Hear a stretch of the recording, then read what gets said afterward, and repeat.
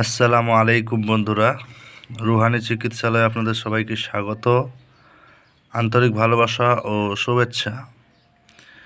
আশা করি সকলেই ভালো আছেন। আল্লাহর বিশেষ রহমতে আমিও ভালো আছি। তো আজকে আপনাদের মাঝে খুবই গুরুত্বপূর্ণ এবং খুবই জরুরি, এমনকি খুবই ডেয়ারিং বলা হয় যাকে, ডেঞ্জারাস, এরকম একটা বিদ্যা নিয়ে আসছি। যে বিদ্যাটার নাম হচ্ছে আমাল তাসখিরে মাতলুব মোহাব্বত।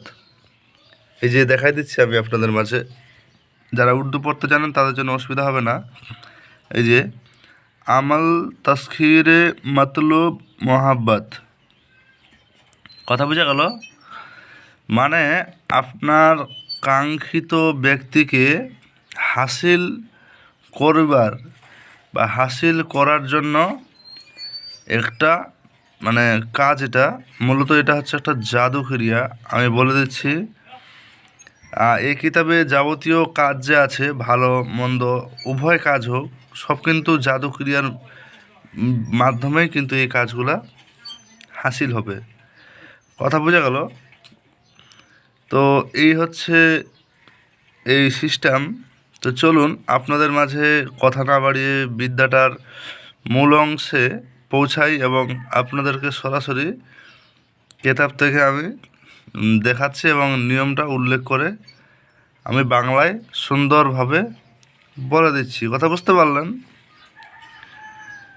তো আশা করি আপনারা ভিডিওটা ধৈর্য সহকারে দেখবেন এবং বিদ্যাটা সম্পূর্ণ অর্জন করার উৎসাহিত এবং কি আকাঙ্ক্ষা বাড়িয়ে এই বিদ্যাটা সম্পূর্ণ দেখবেন, এতটুকু আমি আশাবাদী। কথা বোঝা গেল? তো চলুন ভিডিওর মূল অংশে সরাসরি চলে যাই। তো যাওয়ার আগে একটা কথা বলে দেই, যদি কেউ আমার এই চ্যানেলে নতুন হয়ে থাকেন অবশ্যই সাবস্ক্রাইব করবেন। আর আপনি যদি আগে থেকে সাবস্ক্রাইব করে থাকেন তাহলে আপনাকে জানাই অসংখ্য ধন্যবাদ। আমার এই চ্যানেল তন্ত্র মন্ত্র, তাবিজ, কবচ, দোয়া, কালাম, বিভিন্ন গাছগাছরা, রোগ মুক্তি, টোনা টোটকা, এই বিভিন্ন বিষয়ের উপর ভিডিও নিয়ে আসা হয়। এইসব বিষয়ের উপর আপনি যদি রুচি এবং এনার্জি বা আপনার অ্যাট্রাকশন থাকে তাহলে অবশ্যই আপনারা চ্যানেলটার পাশে থাকবেন। এবং প্রতিনিয়ত আমি চেষ্টা করি যাতে একটা করে ভিডিও দিতে পারি। তাহলে কি হবে, আপনারা কিছু শিখতে পারবেন, কিছু জানতে পারবেন, সেটা অবশ্যই আপনাদের লাভ হবে। কথা বোঝা গেল? আচ্ছা, এখানে সরাসরি আগে নকশাটা আপনাদের মাঝে দেখিয়ে দিই। নকশাটাকে যদি কেউ হালকায় নেন তাহলে আপনারা আপনাদের ভুল ধারণাটা এখনই দূর হয়ে যাবে।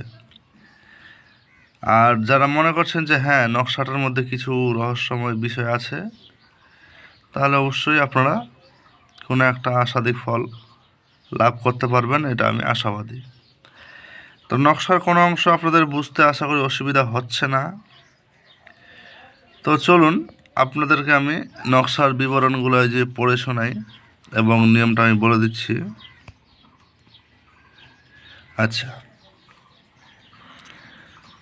তো মূলত প্রথমে আপনাদের জাফরান, কস্তুরি, হরিণের চামড়া, কি বোঝা গেল? জাফরান, কস্তুরি, হরিণের চামড়া, যেটাকে হরিণের ঝিল্লি বলা হয়, এই তিনটা জিনিস কালেক্ট করবেন। লেখার জন্য ডালিম গাছের ডালের কলম ব্যবহার করবেন। অনেক ব্যক্তি বলে থাকে যে লাল কলম দিয়ে কাজ করলে কি কাজ হবে না? হ্যাঁ, 100 বার হবে, কেন হবে না? কিন্তু আপনি সেই জায়গায় পৌঁছেছেন তো যে লাল কলম দিয়ে কাজ করলে কাজ হবে? আমার কথাগুলো আপনাদের অনেকটা তিক্ত লাগতে পারে যে হ্যাঁ, এটা কোনো কথা হলো, আপনি এজাজত দিয়ে দিন তাহলে তো হয়ে যায়। আমি আপনাদের যে এজাজত দেবো, আপনাদেরকে আমি জানি, চিনি। আপনারা কি আমার কাছে ব্যক্তিগতভাবে কোনো শিক্ষা নিয়েছেন? কোনোটাই না। তাহলে আপনাদের আমি কিভাবে এজাজতটা দেব?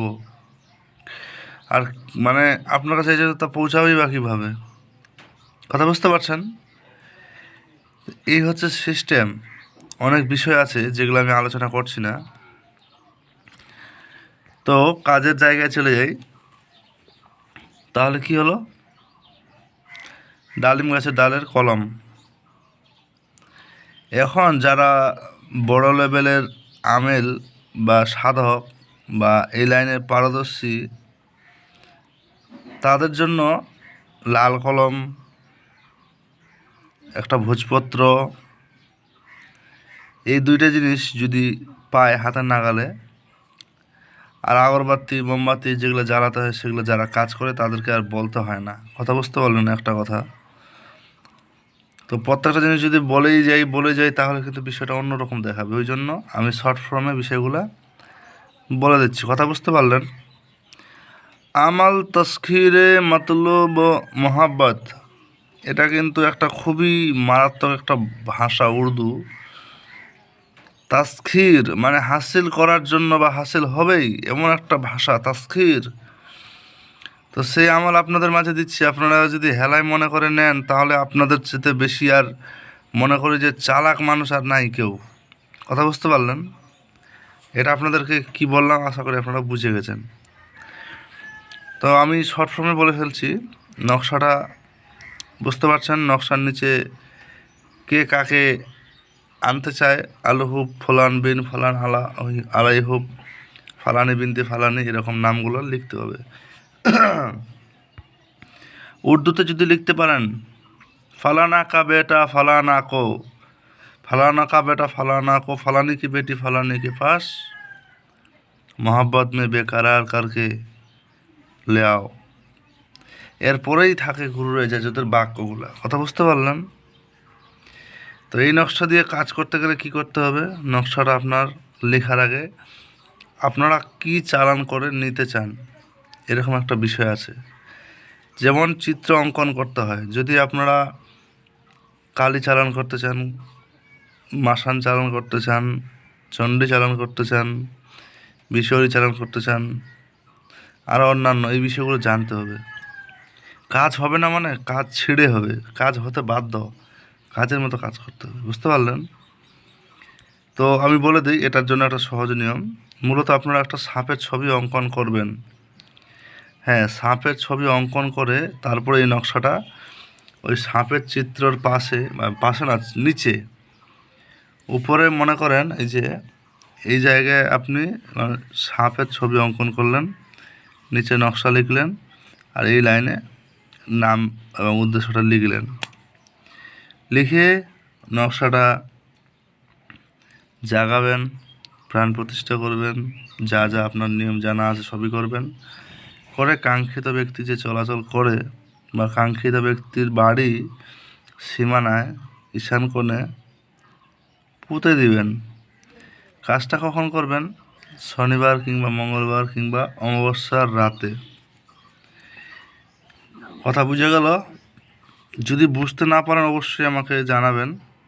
আর এইখানে যদি বলেন এই আমলের আরও নিচে এটা অন্য নকশা, তো এটা হচ্ছে সিস্টেম। বুঝতে পারলেন?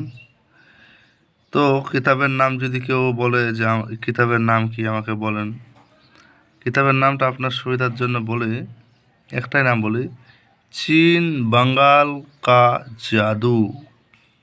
কি বোঝা গেল? চীন और বাঙ্গাল কা জাদু, এটাই হচ্ছে কিতাবটার নাম। তো যাই হোক, বেশি আর বললাম না। আপনারা অনেক কিতাবের নাম শুনতে চান, তো আপনাদের ভিতরে অনেক আকাঙ্ক্ষা, তো একটা নাম বললাম। তো এই হচ্ছে কথা। তো যাই হোক, ভালো থাকবেন। ভিডিওটা সম্পূর্ণ দেখলে আপনাকে জানাই অসংখ্য ধন্যবাদ। আর দেখা হচ্ছে আগামী ভিডিওতে। যারা ব্যক্তিগত শিক্ষা নেওয়ার জন্য বলছেন তাদেরকে শিক্ষা দেওয়ার সুযোগ আছে। তাছাড়া আপনারা যারা গ্রুপে জয়েন হয়ে আছেন তাদের জন্য ফ্রি ক্লাস একটা করে দেওয়ার চেষ্টা করি, ইনশাআল্লাহ দেব, ও নিয়ে চিন্তা নাই। তো যাই হোক, ভালো থাকবেন সবাই। আল্লাহ হাফিজ। দেখা হচ্ছে আগামী ভিডিওতে। তো ভালো থাকবেন।